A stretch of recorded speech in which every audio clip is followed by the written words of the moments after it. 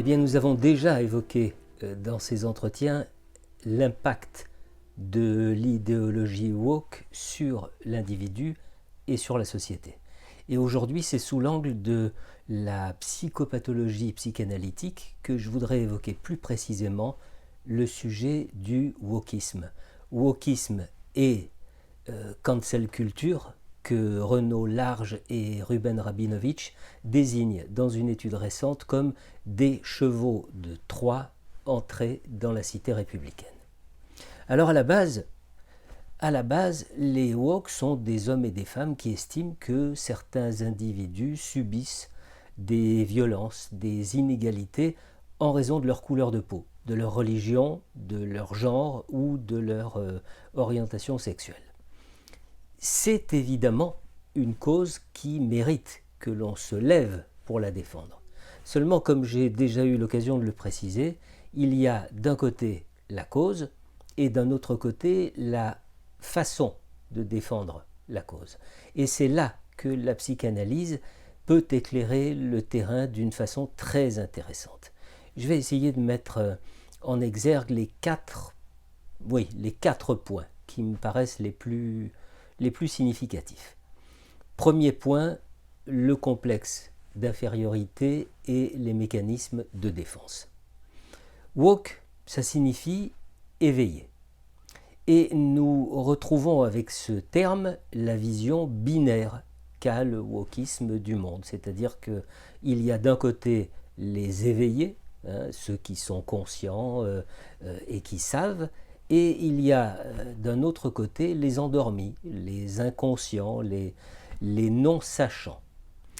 Eh bien, cette supériorité affichée dès la dénomination ne manque tout de même pas d'apparaître comme une défense utilisée pour compenser un sentiment d'infériorité.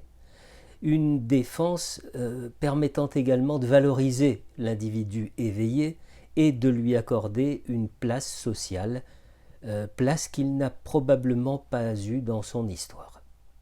Bon.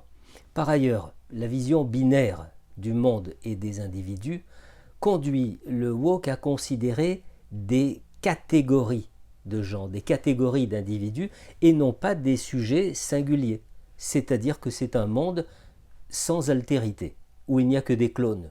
Le sujet est littéralement évincé du paysage au profit d'une communauté de semblables. Et pour servir les objectifs de son combat, le woke a recours à un certain nombre de mécanismes de défense. Parmi ceux-ci, on reconnaît aisément le déni, la dénégation, ainsi qu'une forme d'intellectualisation qui rend tout débat impossible. Bon, et j'ajoute évidemment le refoulement. En 1982, ça remonte déjà, René Girard écrivait à propos de ceux qui ont recours d'une façon régulière, voire systématique, au bouc émissaire. Il écrivait « Ils tiennent à leur querelle, car ils ne tiennent que par elles ». Eh bien, effectivement, sans elles, les woke n'existent plus. Ils disparaissent, ils sont effacés du paysage. Le vertige de la supériorité morale que souligne Alain Finkielkraut leur fait tellement tourner la tête que ça les décrédibilise. Deuxième point, le syndrome du sauveur et la faille narcissique. C'est presque le corollaire du point précédent.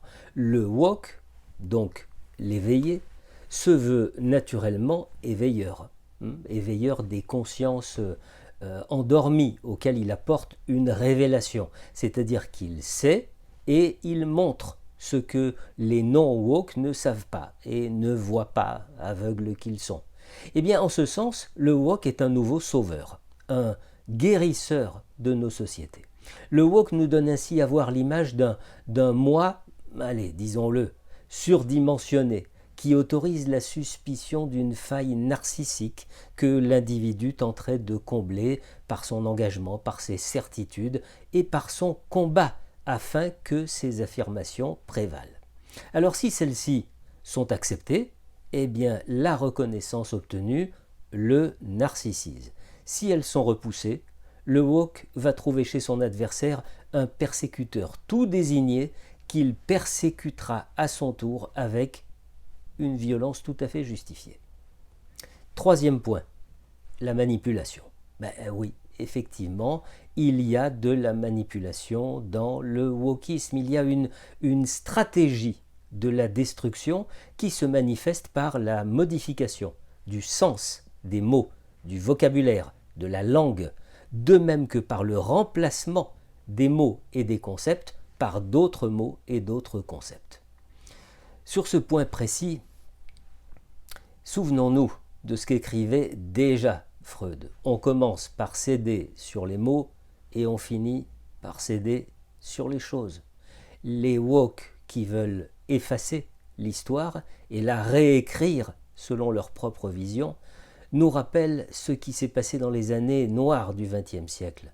En 1933, en Allemagne, le vocabulaire psychanalytique a été banni des disciplines sur lesquelles il avait imprimé son esprit pour être ensuite complètement vidé de sa substance, complètement vidé de son sens. Alors, quand je dis ça, on me répond que nous ne sommes plus dans le même contexte. Ouais, mais il faut quand même se souvenir que ça a été exactement la même chose sous le régime communiste, où le changement de sens des mots a agi comme une arme redoutable. On ne doit pas céder sur les mots. Jamais. Et enfin, quatrième point, comment ne pas souligner la dominante hystérique dans le wokisme, et ce, à travers ses composantes principales, c'est-à-dire l'agressivité, l'exhibition, l'incertitude sexuelle et la contestation de l'autorité. D'abord, le recours à l'agressivité, ma foi, il est justifié par les difficultés rencontrées dans son combat pour révolutionner les esprits et les sociétés. S'il y a un obstacle, ça n'est certainement pas par le dialogue et par la raison que l'obstacle sera renversé, mais seulement par la violence. L'incertitude sexuelle du woke nous est principalement révélée par ses combats sur le genre, c'est-à-dire qu'il cherche désespérément une réponse à la question « Qui suis-je ? Un homme ? Une femme ? Non-genré ?»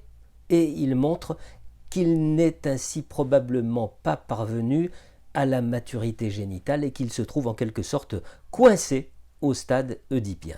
Un stade qui explique, entre autres, la contestation de l'autorité, de toutes les autorités, et aussi son incomplétude identitaire, et encore cette jalousie infantile qui se manifeste à l'égard de n'importe quel autre. Enfin, l'exhibition. L'exhibition, évidemment, c'est-à-dire la mise en scène de son combat, le recours à l'image sous toutes les formes offertes aujourd'hui par nos sociétés. Voyez-vous, ainsi étudié à la lumière de la psychanalyse, le wokisme nous révèle son autre face, sa face cachée, les rouages de la machine qui expliquent ce qui a fait naître le mouvement, ce qui nourrit son combat et ce qui lui fournit son énergie.